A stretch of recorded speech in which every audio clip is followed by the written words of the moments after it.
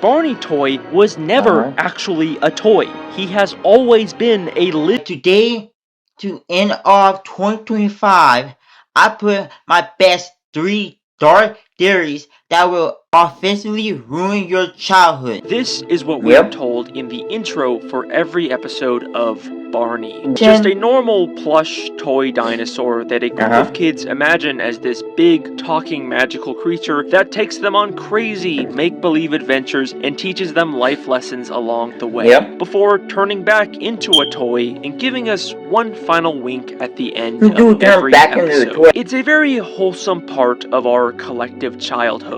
But of course, if I'm talking about it, then you know that I have once again started to overthink a show that was made for little babies. And that's because there's another line in the intro of this show that's always kind of bothered me. But Mom has never seen him cause she doesn't know our secret.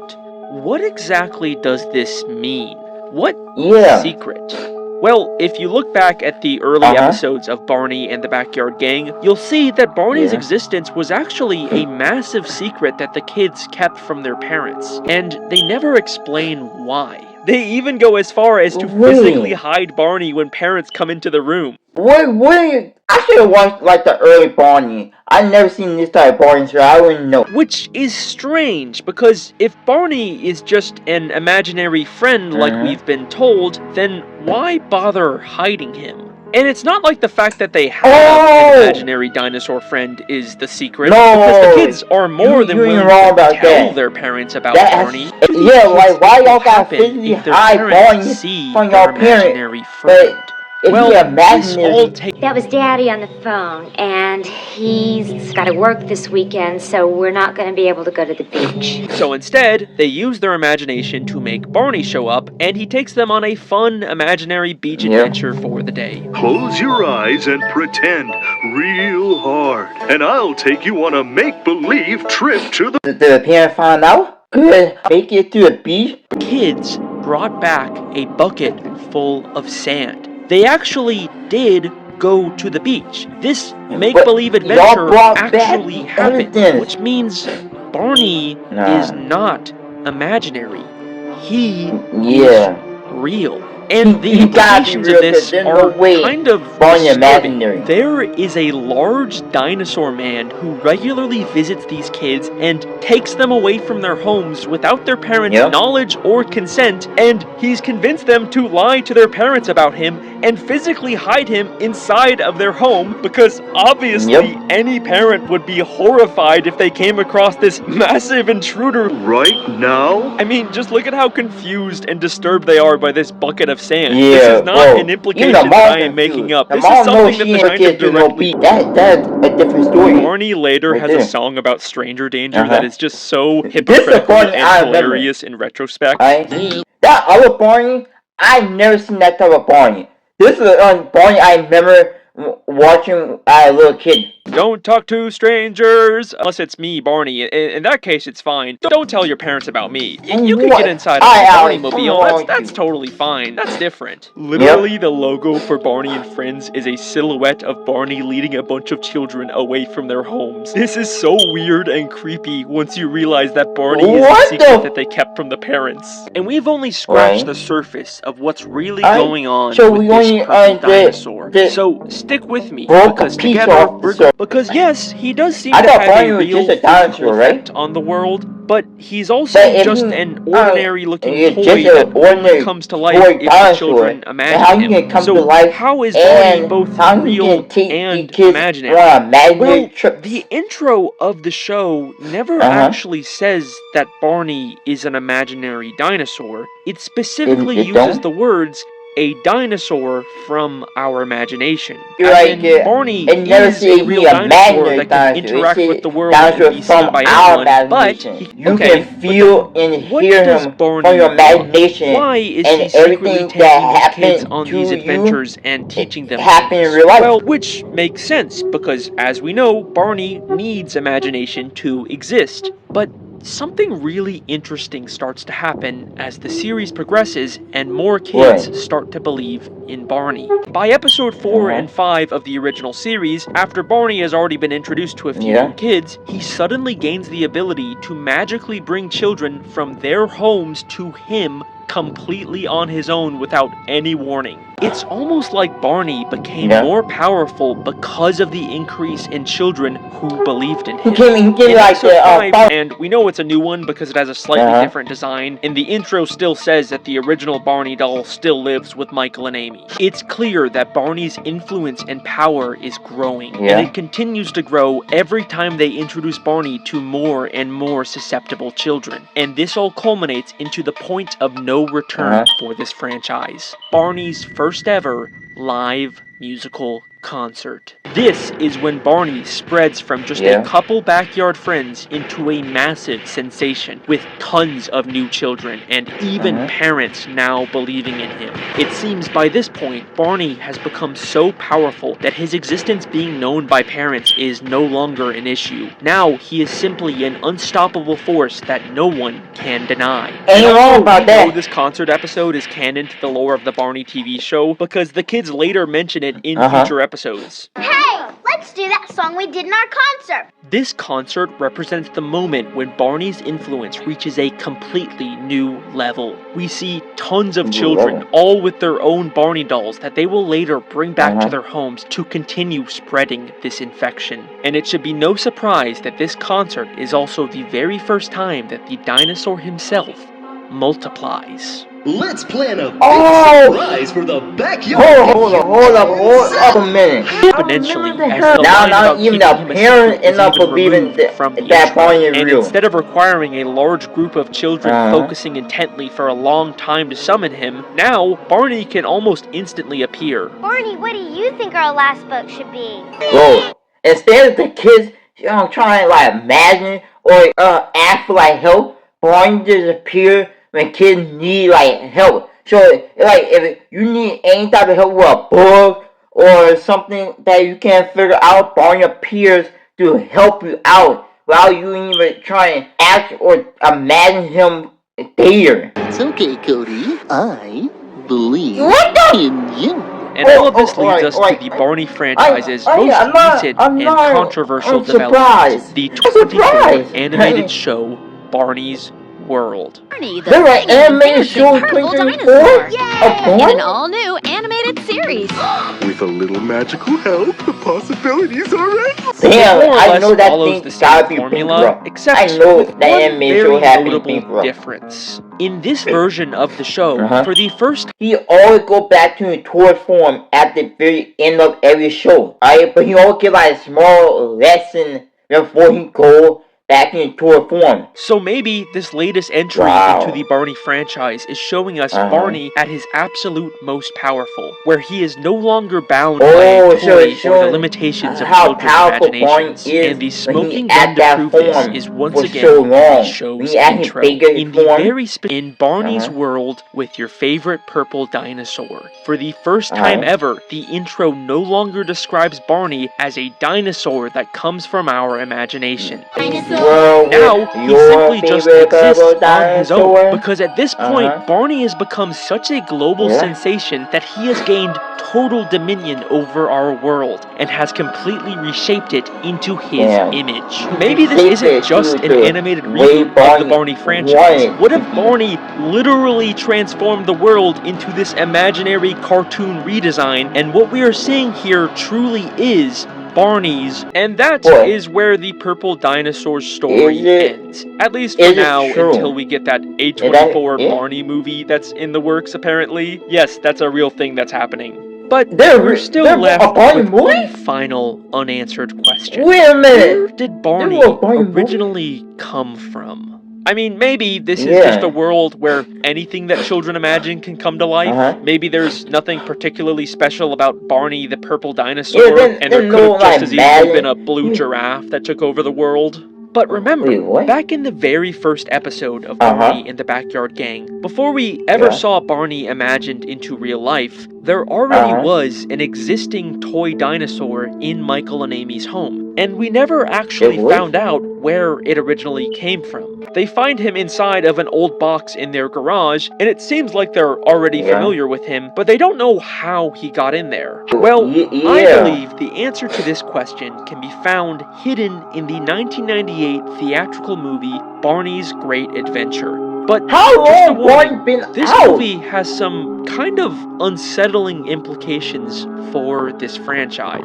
I'm really concerned. Not concerned, but I really want to know how long has Barney been out.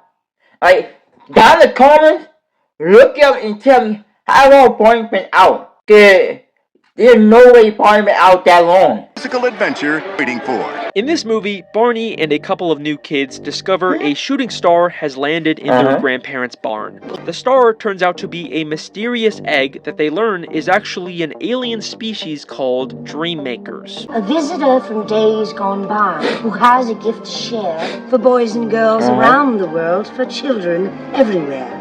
Barney and the kids go on an epic adventure to try and return the egg back to where it first landed, and in the end, they are successful, and it hatches into this little alien thing that can show kids their dreams. I think I've seen it before.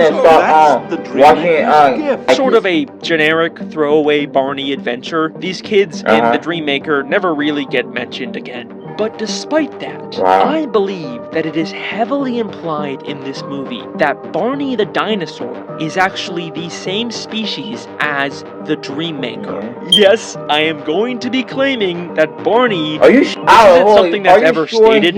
I can't even find anyone online who's ever come to this conclusion, but I'm pretty damn sure that this is actually an intentional secret left by the filmmakers. I don't know what else this evidence could mean. So, first off, obviously, the Dream Maker looks a lot like Barney in his plush toy form. But there's also the fact that the Dream Maker's gift is to show people their dreams. Like, give me some more evidence to prove it. I don't see it. I'm seeing it. We are.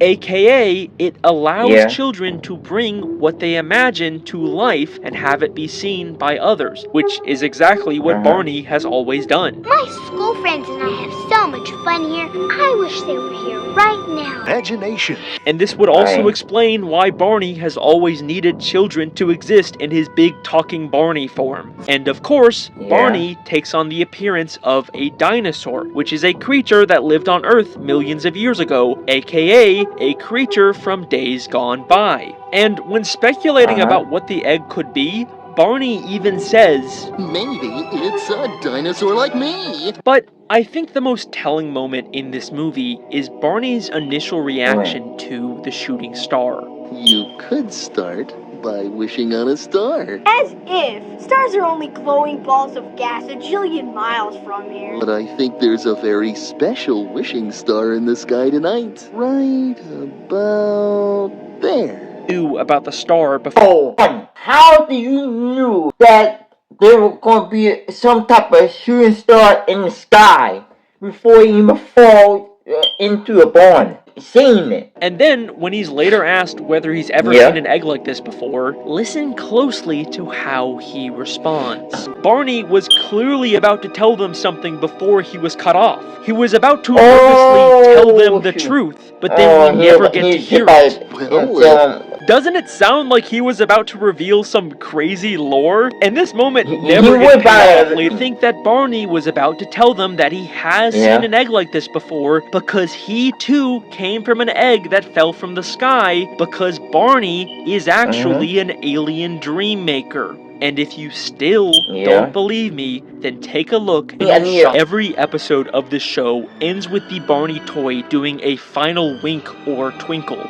He always doing that. Have seen Barney do that. And now we realize the true meaning of this is that the Barney toy was never actually a toy. He has always been a living, breathing alien who just pretended to be an inanimate object to trick people into letting him into their homes. A question that's haunted humanity for as long as we can remember. Will it be from nuclear war, or AI taking over, or... Probably not nuclear war, but I'll say AI. Cause AI everywhere. We got ChatGPT, we got Copilot, we got Gemini, we got that other AI tool that give you the answer better than ChatGPT, but I never use it. But Everybody say AI is taking over the whole world. Some kind of disease wiping us out. Now, there have been many different works of fiction that explore all of these different possibilities. But what if I told you there is one piece of media out there that shows us a possibility that nobody... Nah. There's one thing that nobody will ever think about. Nobody will ever think about this, because the only time you probably would technically see this is like if you have cable and your cable going out, and then you probably might see the show. But on the other hand, you're really not going to technically see that show every time. has considered yet, and that's because it was hidden inside of a children's educational TV show. What? Teletubbies dares to ask a question that shows us the darkest, most horrifying fate for humanity. What if the sun was a baby? You're not wrong. You're technically not wrong. Alice. Panther. Part 1. Jingle. It's possible I went a little too far with... I want to know y'all thought. Who is the Teletubby? Cause I've seen it before. I wasn't like a kid who watched it like that, so I don't know. And what the different names of each Teletubby? This video. Yeah, Blue Group and Mad Scooper do be having some type of plot that make you sit down and think what's really going on, or it make you understand about the world, about things that happen in the world. Nothing. There is no substance to this show, which is understandable because it was made for literally 1-year-old babies. I will now try and describe the plot of this show. Teletubbies are these weird-looking alien baby things that live in a bunker in Teletubby land, and they just kind of walk around doing nothing until a creepy Yeah, I be always thinking, why be in a big field in the tunnel with a speaker? Is there a possibility that people are listening and spying on them? Comes out of the ground and tells them what to do. Time for Tubby bye. Time for Tubby bye bye. Oh, it do tell them. There is also this giant sun baby thing that is constantly watching and laughing at them. And there is also a windmill that sends videos to their stomachs of just some random kids also kind of doing nothing for like 5 minutes. I can tell y'all why this whole show never ever interests me. Cause this don't make no sense at all. And it is so boring and by far the worst part of this show. And then when they're finally done with it, they literally just watch the exact same video again because all this show is trying to do is just waste time distracting babies with jingly keys for as long as humanly possible. And I have watched so much Teletubbies for this video and I hate it. Also, there's a vacuum cleaner named Nunu that looks like he's constantly in pain. 1 year old? Nunu is my favorite character because I can relate to him. And look, I get it. This is a baby show, I am not the target audience, and hopefully neither are the people watching this video. There is clearly no actual lore or world building here for me to discuss. 9 years ago, I even made another parody video of dark, edgy Teletubby theories. Now why don't we watch a little bit of Teletubbies and see what we find? We see the show overstimulate vibrant colors to mimic the psychedelic effects of LSD. You know, that was just me making fun of losers who genuinely try to analyze this baby stuff. Anyways, here's my genuine analysis of Teletubbies. Despite everything I have just said, I do believe that there is a way to make sense of every weird random detail in this show. And it starts by asking a very simple question. Is Teletubby Land? I want to know where is it? And far away, it looks like Earth with the nature and rabbits, but we never actually see any humans. For all we know, it could actually be Earth, but if it's Earth, then where the people? Where is the living things? We do see animals there and there, but barely. So, like, how can it be Earth? Be some distant alien planet or magical. And I feel like the intro at the start of every episode does imply that Teletubby Land is on Earth somewhere. Over the hills and far away. Over the hills and far away. They are telling us where the show takes place in relation to us, the viewer. And to get there, we need to go over the hills that are in our way, as opposed to like going through space or a magical portal. Meaning Teletubby Land is likely on Earth. But this doesn't make sense. Because Teletubby Land has a weird sentient baby face sun, but in the human videos, we can see that they just have a regular normal sun with no face. So, if they're both supposed to be on Earth, then why is the sun... Hold on, Alex. This gotta be a different dimension of Earth. This is a copy of Earth, right? But on another universe satellite in something where you go through a black hole and you can go and find a different Earth. Different. Well, maybe it's not a question of where Teletubby Land is, but when. What if Teletubbies take place on... Hi, Steve. Let's go see my classroom. But in all 485 episodes of both the original and 2015 revival of Teletubbies, not once do the children ever acknowledge the fact that these videos are being sent to Teletubbies. Hello, Mother. I really never paid attention. They never actually mention where these videos are going to. When they say their name, they really just say hello or hey, my name is blah. But we look at Blue Glue, the kids tell y'all where they send the video at. Whoa. Hello. They never even say the word Teletubby, which feels like a very weird, deliberate choice. For all intents and purposes, these are just random videos of humanity that could have been made long before Teletubbies ever even existed. And this all gets a lot more interesting when we take a look at the most recent Netflix Teletubbies reboot from 2022. The hills and far away. Netflix made a reboot. Oh yeah, Netflix did make a reboot of it. Netflix did. Instead of just a couple random kids out in the world, these videos now take place inside of a single reoccurring location, with a woman named Julia who sings a song with a group of different children every episode. You are super fast. And what's immediately different about these videos is that for the first time ever in the 27 years of this show airing, there actually is a direct acknowledgement of Teletubbies from a human being. Julia's shirt clearly shows the 4 Teletubby heads, meaning these videos in particular are not from the past. They are being made explicitly for Teletubbies to watch, and the humans in these videos exist at the same time as the show, which obviously begs the question, what does the sun look like for these humans? Well, here's the strange thing about these new videos. We never get to see the sun. In fact, the kids... I just realized we never get to see it on a Sunday.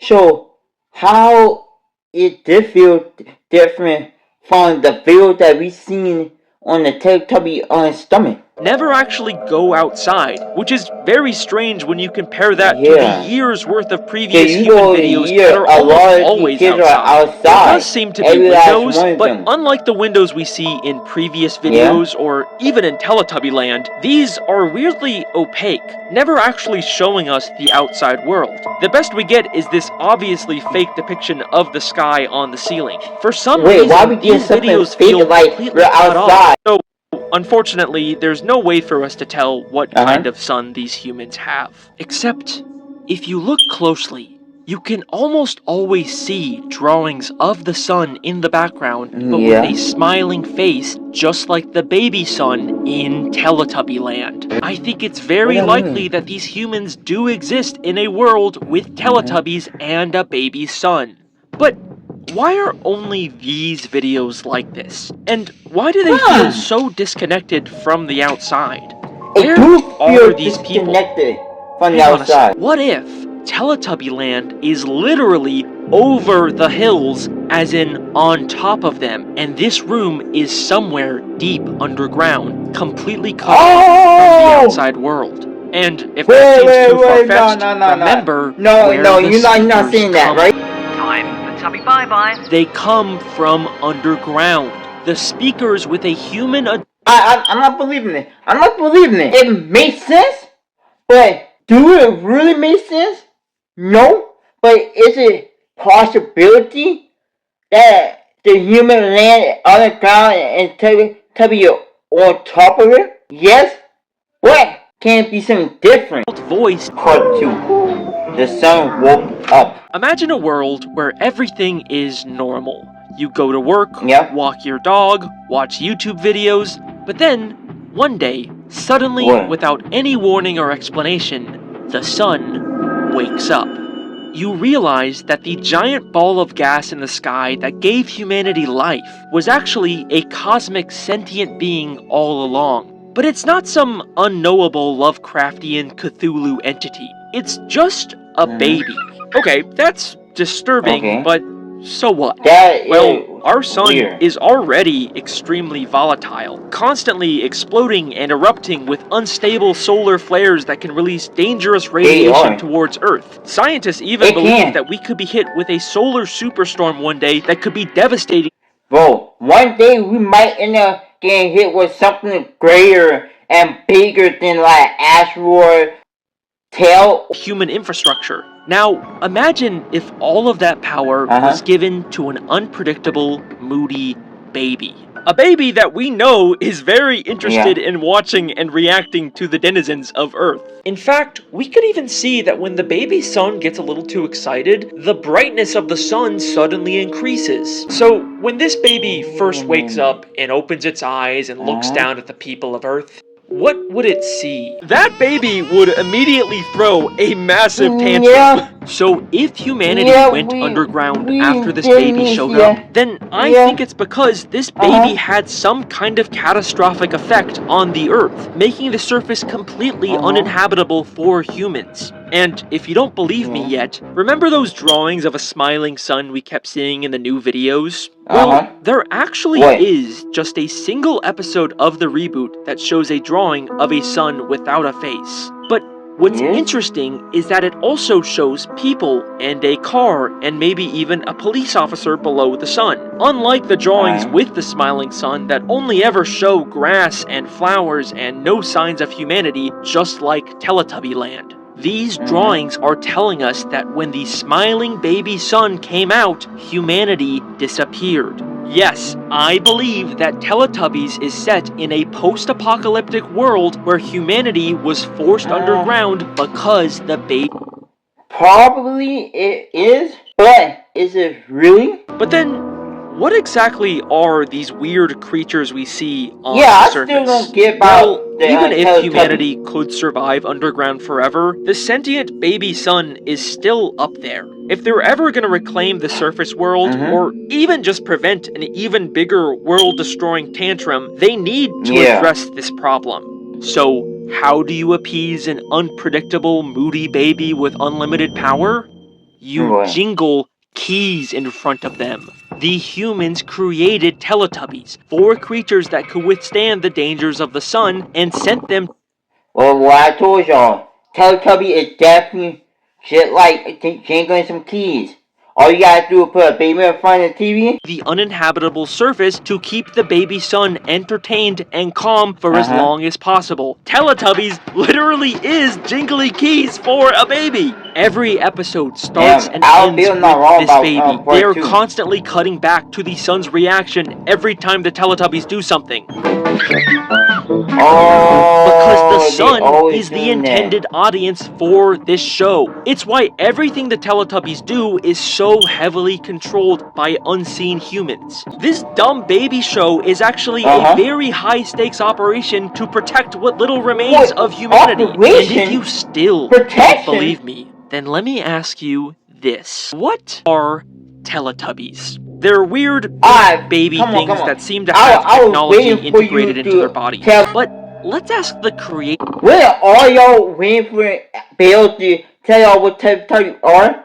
Cause I was waiting for this. I was waiting for him to say something about it. But I don't want to stop y'all. Let calm down and take a deep breath and go into it. We decided we'd go to the Smithsonian and we saw the actual spacesuits of men who not that long ago walked on the moon. You know, isn't it amazing? There's all this technology and you look at them and they just look like babies with nappies on toddling about. And they were basically NASA spacemen.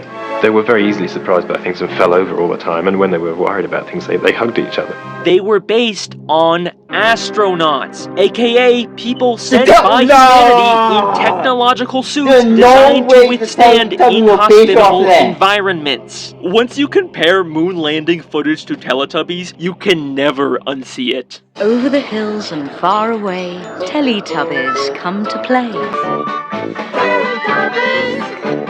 No way.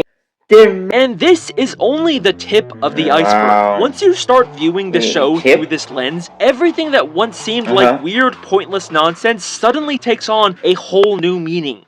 The Teletubbies live in a bunker-type structure beneath a hill, a shelter designed specifically to survive a harsh environment. The Teletubbies are surrounded by advanced technology that obviously these dumb baby creatures didn't make. Yeah, there's no way no creature would be able to make something like that. The technology was made by humans, but it also works as a form of renewable energy in this world without any functioning human infrastructure. Teletubby Land itself is covered in plants, the only form of life that would be able to adapt and thrive in harsh sunlight. The Teletubby shelter has been completely covered in grass, and we see flowers suddenly popping up all the time. Why? It was a really big flower! Clearly, plants are thriving in this new sun baby world. Okay, but what about the rabbits? Why are they the only animal we see on the surface? It's not like rabbits are especially resilient. I thought there were more than one animal.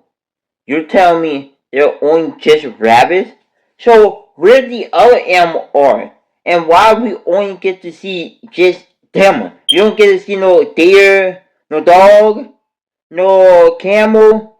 We might not even get to see a camel, but y'all get what I'm trying to say. Sunlight. Well, what are rabbits known for? Firstly, they are extremely fast breeders. They would be the perfect species to send to the surface to quickly repopulate the Earth's ecosystem. In fact, they are such fast breeders that apparently the crew filming the show kept having to pause the shoot because the rabbits kept having sex in the background. And secondly, rabbits are by humans for laboratory testing and genetic modification. The new Teletubbies reboot has three very interesting changes. First, as I've already explained, the human videos are now with Julia in a post-Teletubby world. They no longer just show old random videos of humanity. Suddenly, everything is now custom-made for the Teletubbies. Second, there are now Teletubbies in the bunker. These horrifying CGI monstrosities are new. Wait. Teletubbies? When did we get the Teletubby? We got the Teletubby or something, but now we want Teletubbies? What? That just exist now with no explanation. And finally, the strangest change of all.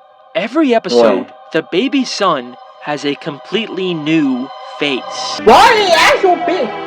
Wait a minute, why is it different actual babies? Why? What does this mean? All of these changes are so sudden and random. And the actual babies, but different version of actual babies.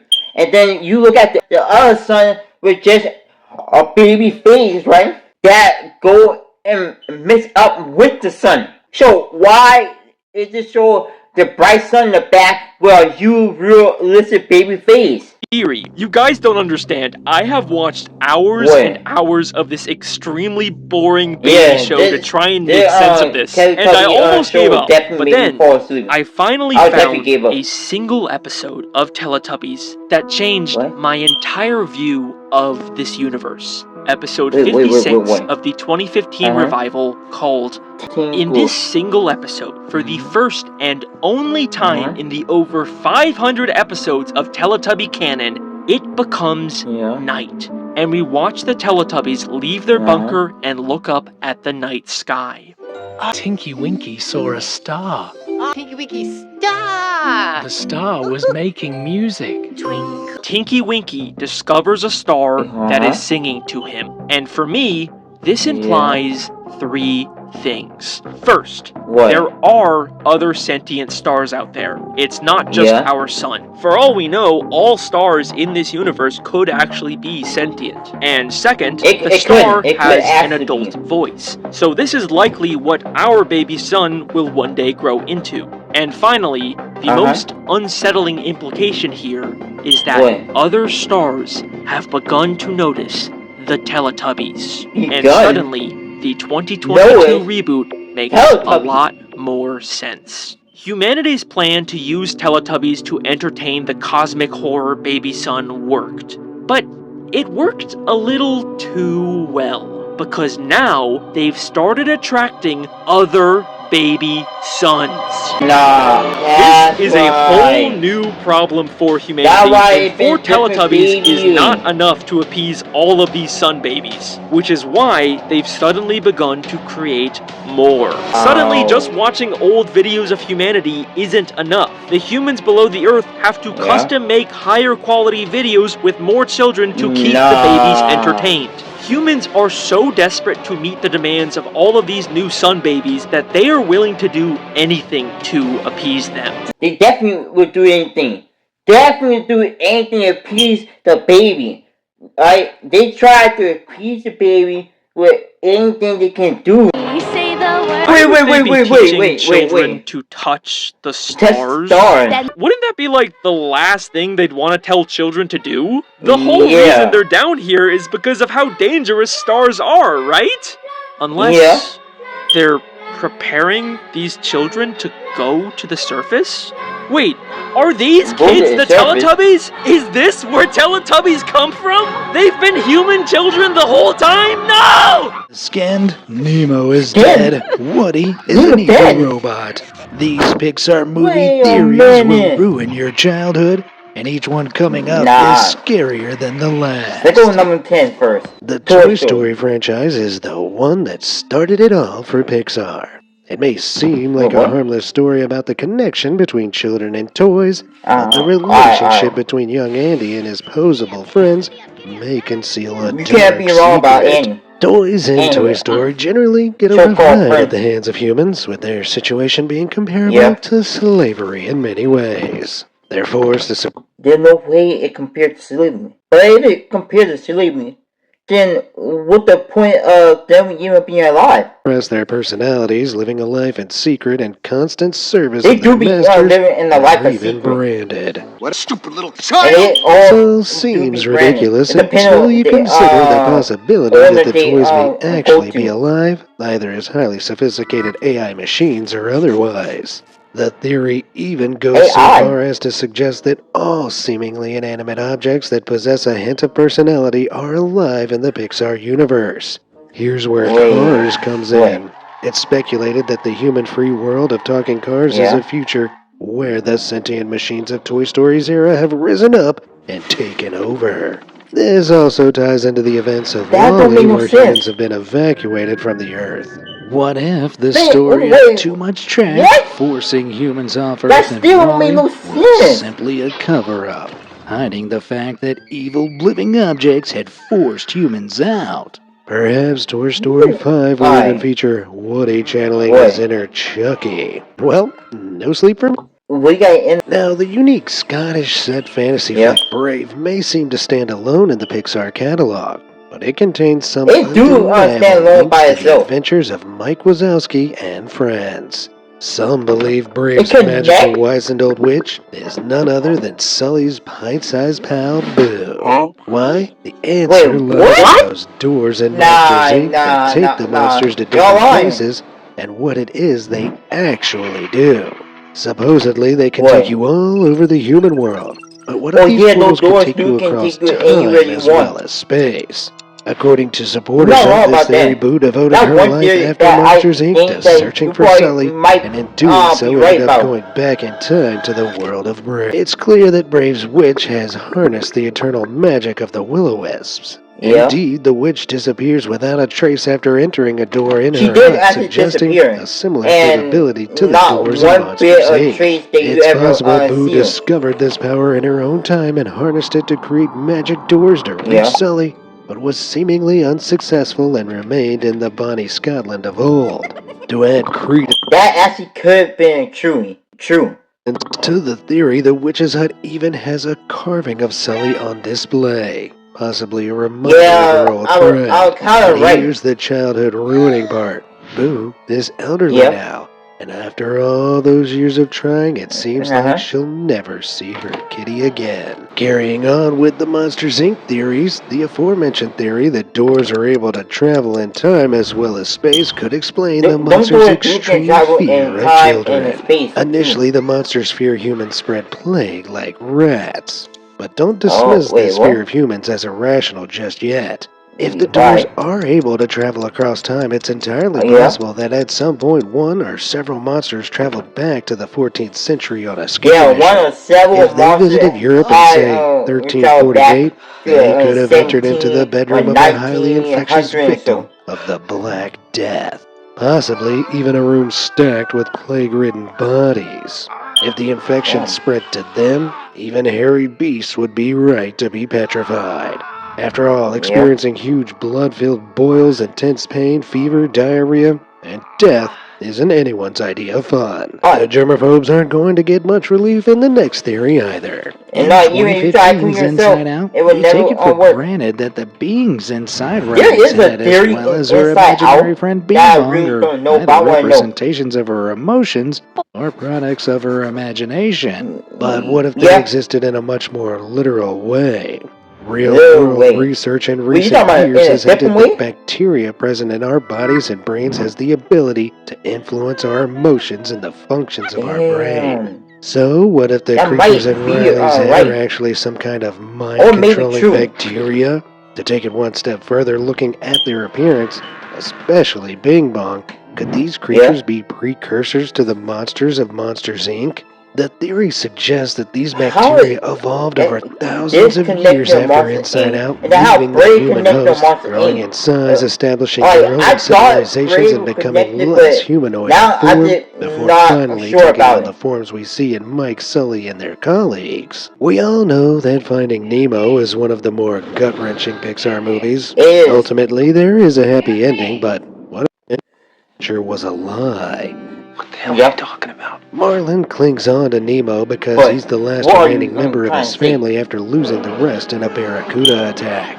But some theorists believe Nemo also perished, and we're witnessing Marlin going through the 5 stages of grief. Died too. First, there's denial. Marlin convinces himself that Nemo survived the barracuda attack. Then anger. Marlin's constant overprotection and arguing with his imaginary son. And bargaining, Marlin's desire to help Dory in exchange for helping him search for his son. Followed by despair, Marlin's feverish realization that his son is missing, with the waning hope that he may find him, and finally acceptance. Marlin finds Nemo and finally lets him swim off to school at the end of the movie, which is, of course, his way of letting go of the illusion that Nemo is still alive. As for the scenes in the fish tank and others where Marlin isn't around, Marlin could easily have imagined these scenarios to keep Nemo alive in his mind. To cap it all off, there's the meaning of the name Nemo itself. You may assume he's named after Captain Nemo, but what's the English... What is really the English translation of Nemo? And come back and tell me what it really is. Translation of this Latin word? Nobody. Marlin is trying to track down nobody. Mind blown. They're very important to Andy, the child. Not only that, but Tom Hanks' heroic cowboy fills the void, taking on the role of a weird plastic father figure. Through Andy's vivid imagination, Woody comes to life, possessing the traits of loyalty and selflessness that Andy's absent father lacked. Andy talks about Woody in glowing terms, idolizing him as someone who's always there, filling a significant void in his young life. You can even interpret Andy giving up his toys in the third installment as symbolic of him only needing that emotional crunch. The filmmakers state they only had so much budget for so many characters, so that didn't make the cut. But we know better, right? Someone else getting the cut is Sully. Why is Monster Inc. always in here? Why are you all putting theory connected with Monster Inc.? Voiced by John Goodman, the Beast was a labor of love for animators in terms of the amount of work that went into realizing every strand of his colorful fur. Heard about And that. it's that fur that Like forms the the center of this that took so disturbing long theory. to It animate, goes back to one of the and villains of everything Monsters for Inc., Sully took Randall like Boggs. longer Randall than all tells the Sully other that characters. humans have been known to strip Because monsters when of it their comes to skin fur, and use fur them as is longer toy than line. It's any pretty other funny, character. but flash So that's forward why a decade to they the do Toy monster Story and fur spin-off it takes short longer Partysaurus to Rex. animate. It seems Sully entered the wrong bedroom and gave his final scare. Maybe Yeah, that's why why Boo never I found thought him. really happened. I thought Sully died. Toy Story 2 and introduces us to Wheezy, into a who's toy about Wheezy as an embittered mastermind who manipulates Woody and sets the events of the movie in motion. Most people think Wheezy ended up out at the yard sale where Woody would later be swiped up by Big Al by accident. But this theory suggests that Wheezy orchestrated the whole thing, knowing that Woody, being the heroic toy that he is, would come to his roadside rescue and inevitably get taken away from Andy. Wait a minute. With Woody So out of the he was picture, the one Wheezy hoped that that he'd actually receive the started attention the Woody had whole been Toy hiding Story for so 2 long. movie. It makes sense that spending so much time in isolation would turn Wheezy into a bitter, twisted, squeaky penguin. Admittedly, that last part, just when you thought Monsters Inc. couldn't be dragged any further into the dark eldritch depths, it's time for an even more disturbing theory. To the untrained eye, Boo looks like she's having great fun with her monstrous companions throughout the movie. Yeah. But what if Monstropolis wasn't a real place at all, nor were its inhabitants? What if the story of Monsters Inc. is merely a warped memory left in Boo's mind after her abduction? Look at things from the point of view of Boo's family. To them, Boo may have disappeared for days only to reappear talking about a giant hairy individual who appeared in her room at night, tried to make her scream, and then took her to unfamiliar places. Could it be that Sully was actually some overly hairy midnight creeper who went around abducting children? Maybe he even wore a blue and purple shirt. Whatever happened on this journey, it's possible that Boo developed Stockholm Syndrome and learned to love her kidnapper. Or perhaps her mind repressed the awful memories, turning the horrible people involved into lovable, colorful characters as a way of helping her cope with the trauma of the whole ordeal. Either way, it's one twisted theory, and I'll never be able to watch Monsters Inc. in the same way again. At this point, you definitely So I've already talked about how toys are actually robotic AI prepared one that's even more messed up. I used to assume earlier I talked about how Andy's dad abandoned the family, but back in 2017, toy expert Mike Mozart had a darker answer. He was apparently friends with Joe Ranft, a Pixar head, and claimed that Ranft told him the real story. Andy's dad didn't abandon him. He passed away and left Andy the toys from his own childhood, including Woody, which explains why Andy, a 90s kid, plays with a 50s toy.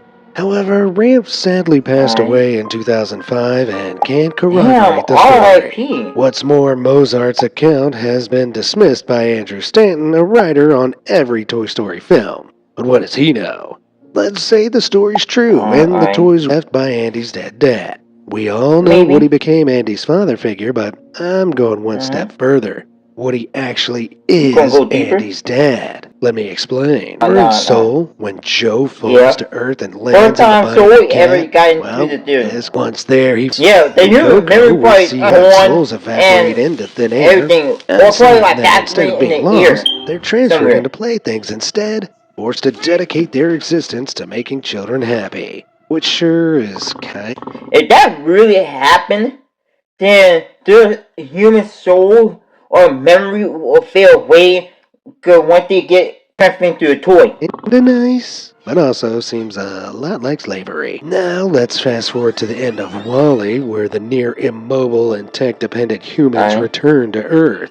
It seems like a happy ending, but in reality, this is far from the truth. In this universe, humans find themselves lost on their homeland, so continue to rely on robots to do everything for them.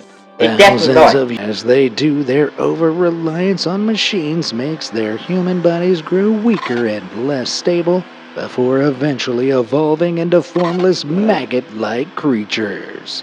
And if you don't buy it, in early drafts of WALL-E, the main character was supposed to come across gelatinous blob creatures that only spoke gibberish. and it would turn out they were the descendants of humans. It was only later that this was swapped out for the obese humans we see in the finished version. To survive the harsh world outside, these worm creatures had mecha exoskeletons built for themselves like the Daleks in Doctor Who, where they hid their true forms. And here's the gear shift. This means that the cars in Cars aren't cars at all, or as hypothesized earlier, AI robots. I've been up for hours doing some calculations, and I've come up with my final theory of composite dynamics. The idea is the cars are just reincarnations of humans, which is why there's even a pope that exists in the Cars universe. So in the aftermath of the apocalypse, the robot-encased blobs rebuilt civilization to be a carbon copy of what came before. And that's why all their cities resemble our modern-day ones. To maintain a functional society, the Cars rewrote history, convincing the masses over time that they'd always lived inside vehicles and continued to rely on the same human culture, just like the UK still having royalty and the Catholic Church still having a pope. It's not just the Cars who are fighting to exist, though. In Finding Nemo, Bruce the shark laments, once born, great whites are on their own, so absent fathers are par for the course. But so one great white born father is not there. Shit. I can see why he said he didn't know his father. Some people think a certain superhero may have played a nefarious part in Bruce's dad's disappearance. No, it's not Mr. Incredible. Scene where Bob, but Mr. Incredible, is writing down a note at his desk. You can see in the top left corner a picture of him killing a white shark. Which is the exact same species as Bruce. And obviously his father was in the ocean with him, so going back to the scene of Bob at his desk, if you look at that photo, it's actually in black and white, which means that would have likely taken place in the 1950s, before color photos were widely accessible to the public in the 60s. Ain't wrong about that. Then, in Finding Nemo, a kid was actually reading a comic book of The Incredibles, meaning it takes place in the exact same universe or timeline.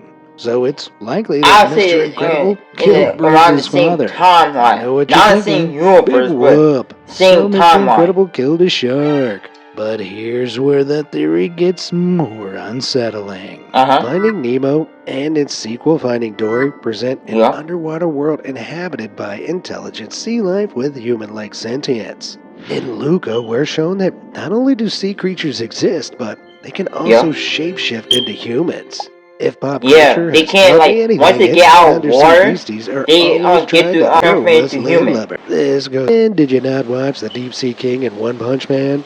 You see, the fish in Finding Nemo and sea monsters from Luca are all minions of some monstrous entity. And the shark's famous mantra, "Fish are friends, not food," well, that's actually a directive instilled by this mysterious entity to ensure they ignore their base instincts and remain loyal to the aquatic cause. No doubt that these creatures climbed out of the sea in a fishy insurrection, and Mr. Incredible battled against them, ultimately coming out victorious. For now, Bruce's father was probably just one of the casualties of war. Why did Mr. Incredible choose? Alright, so I've already talked about how the monsters in Monsters, Inc. might have evolved from bacteria, but truth be told, Pixar already revealed the real history of the Monsters Inc. world in the DVD extras. Here it explains that millennia ago there were the Mans and the Mons. The Mons wanted to live side by side with the Mans in harmony, yet the Mans, thinking the Mons too hairy and along the tree's branches hung strange fruits. Different animals of the land ate different fruits, so the Mons plucked them from the branches and bit into the juicy flesh. As they ate, the fruit gave them characteristics of the animals that had eaten them. The Mons became hairier, their teeth grew longer, horns sprouted from their bodies, and claws from their hands. They looked frightful. Noticing their scary appearances, the Mons traveled back to the land of the Mans and, in revenge for being spurned, jumped out roaring, giving them a good scare. So the Mons became monsters, and the Mans became which does kind of discredit the whole bacteria theory, but it also means that the Mons are actually closely related to early humans, the Mans. Perhaps they're Neanderthals or just another variety of early Homo sapiens that had more hair and longer canines. In eating the strange fruit, the Mon's appearances may have changed, but they're still essentially human. Which makes the fact that Mans forced their odd-looking relations to exist in separate society even more sad. Over time, these two societies became so separate that the whole concept of a monster became myth. You know what else is a myth? Inside Out's wholesome message. Everyone bangs on about how much the movie was cucks. But I'm having none of it. Something's off with Riley's parents, especially her mom. According to Inside Out, the essential guide, her name's Jill Anderson. But when Riley steals her mom's credit card, the name says K. Ann Anderson. Either way, she's a cold, hard criminal. But hey, claims when the family had to move, probably because the law was getting a whiff of their dodgy deals. When we look into the mom's memories, we see how she lived in it. Well, it was probably funded by all the money she stole. Also, we never see that pilot again. What did she do with them? Perhaps her atrocities are more vicious than we first imagined, and it took a toll on both parents. I mean, the emotion leading the control panel in Mom's head is sadness, while Dad's is anger. They may pretend to be normal and happy for the sake of their child, but inside, they're rupturing. For Dad and sadness and they're not the only ones facing accusations. For those of you living under a rock, Donald Trump was elected as president of the U.S. Now, some have noticed that the U.S.'s slide to the right has affected the content produced by Pixar Studios. I don't even care about for instance, the Disney Plus series Win or Lose about a team of underdog softball players. Originally, the character Kai was written to be revealed as trans, but this storyline was cut. This was criticized by plenty of people, including Pixar's own staff and the character's trans voice actor Chanel. And then there's the upcoming film Hoppers about scientists who find a way to teleport their minds into the bodies of robotic beavers. Sure. Anyway, one Pixar artist told The Hollywood Reporter that staff were told to downplay environmental themes in a film that was supposed to be all about the environment. Great. All of this has sparked theories that Disney is cowing down to President Trump's anti-diversity schemes and climate crisis denial. After all, the president only gives interviews to news outlets sympathetic to him. So what if he's trying to control the media in a bigger way? Which company holds more sway in shaping young minds than Disney and Pixar? Seems like Trump has these companies in the... Speaking of tiny things, at the end of A Bug's Life, the grasshoppers are defeated, Flick and Princess Anna butter the biscuit, and the circus bugs are good. Happy endings all round, right? Wrong. Heimlich. I'm so surprised how... Never mind. The obese caterpillar is destined for a fate I wouldn't wish on my worst enemy. If you remember, he sort of metamorphoses into a butterfly at the end, as in, he's pretty much the same apart from some measly little vestigial wings. Just a gag, I hear you cry. How naive. See, caterpillars are often the target of wasp parasitoids.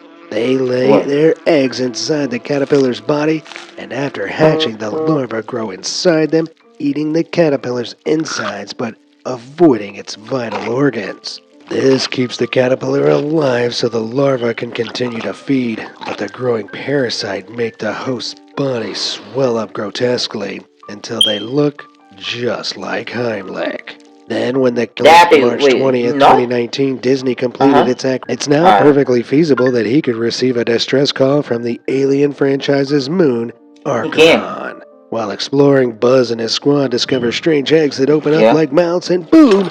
A facehugger leaps out from one of them, smashes through Buzz's visor, and wraps around his face. Later, as everyone's favorite space ranger lies in a medbay, the facehugger finally releases its grip.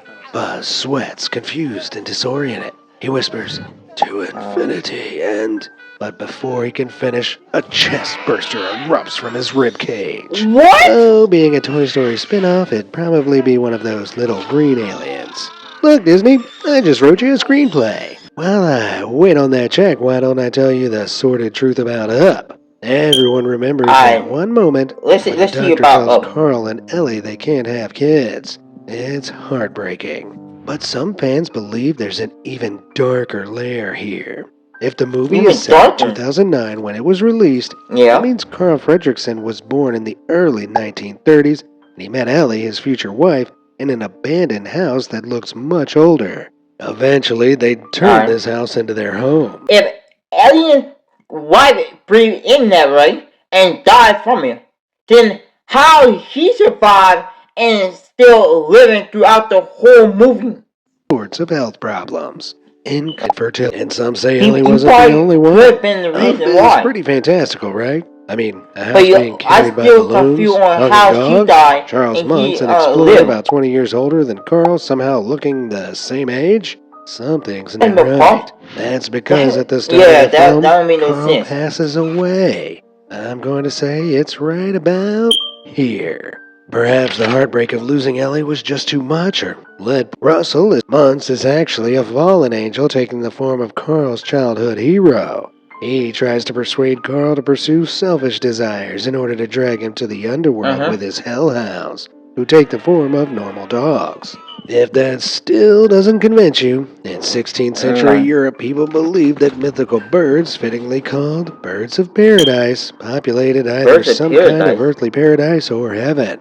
And where do Carl and Russell bump into Kevin, the bird of paradise? Yep, Paradise Falls, aka heaven. Damn. Why Martian guy can... On the planet has a respective monster who scares them. So it figures that Toy Story's Andy has his own monster too. The only question is, which monster is it? Thankfully, Jonathan Sim from Geeks has saved me a job and started with Andy's door. As you can see, it's white with 5 rectangular panels, which matches this door seen in Monsters University. Interesting. But that doesn't tell us which monster goes through it. Let's take a closer look. You've probably noticed Andy's blue cloud wallpaper. Now, which monster is shown practicing his camouflage ability against this particular wallpaper? Randall. He was Andy's monster. That's one of the worst guys to get. Anyone with Randall in their name is pure evil. And I want to take my mind off the Randalls of the world. Now watch the bloopers at the end of The Bug's Life, Toy Story 2, and Monsters Inc. The characters slip up their lines, play pranks on each other, and get up to some I remember that. I remember. But don't you think it's weird that they're all clearly aware they're acting in films? Almost like they're not fictional characters at all and more like living things. This is the Pixar metaverse theory. When animated characters or characters slip up their mind, you would think they act like human, talking or doing stuff like this. It goes like this. As I said, the Pixar theory characters are fully aware they're acting in a film. But what's more, this theory is technically like not the things themselves, but he's a bug, right? Why is no one perturbed by this blatant cannibalism? It's because they're and the crazy thing, the reason I'm surprised that to make their films, Pixar does far more than hire a bunch of animators. They create love. You're not even surprised about that? Pixar has obtained the technology to create living organisms in whatever form they like. Need a cowboy toy? You got Woody. Need a hottie with flowing locks? You got Sully. So Pixar is God? You bet. They then take these creatures and hire them to act in their films for our entertainment. But if they're all acting, then why do all the characters refer to themselves by their characters' names? What? What's so funny? Woody! Well, the best way to get a performance out of someone is for them to believe they're the character. When Pixar creates their actors, they imbue them with the character's personality, like a form of brainwashing. And it gets worse. There's a gag at the end of Toy Story 2. Makes sense. Bugs are tiny. But take a look at this blooper from A Bug's Life. How can Woody be... They can be duplicated in any size, whether it's a giant Rex or a tiny Woody. Now ponder the ramifications of this for a moment. Imagine you could be replicated at a moment's notice, and anyone could take your job. I can be utterly expendable. If you're Woody, your sole purpose is to play Woody, to the point where you actually believe you're Woody. If that's taken from you, what else is there? At best, you'll spiral into a maddening depression. At worst, well, what happened to the tiny Woody working behind the scenes of A Bug's Life? It's not like he could act in a Toy Story film. He's too small. And considering we never see him again, well, it's not looking great. It's not just Pixar characters who exist at the whim of studio executives either. Take a look at the Academy Awards where we see characters from other animation studios, Jimmy Neutron, Happy Feet, my beloved Shrek, and Universal includes all animated media of all time. Essentially, for those who've seen Who Framed Roger Rabbit, it's a world where animated characters are tuned to coexist with humans in Hollywood. We definitely Here, they're that. treated as citizens seen unable to gain work outside of the entertainment industry for which they were created. And when they've outgrown their use, if the movie's anything to go by, they're dunked into a pool of acidic dip. Yikes. The Incredibles straight up deny they're even tunes. Hey, we're still waiting for the check, by the way. And the Incredibles did deny that they asked for an animated character. You know? Do I look like a cartoon to you? That's how much stigma comes from being created by an animated studio. But in reality, they are cartoons. They just not going to. 2025 was just the warm-up. As we close this chapter on the most mind-bending dark theories, I want to thank you all for riding with Reaction Alien. 2026 is going to be the year we hit those 3,000 hours and beyond, and keep going. Let's go. Misunderstood, so misunderstood. My temper is bad, my mission is good. I never be labeled as good. I never be labeled as mentally stable. They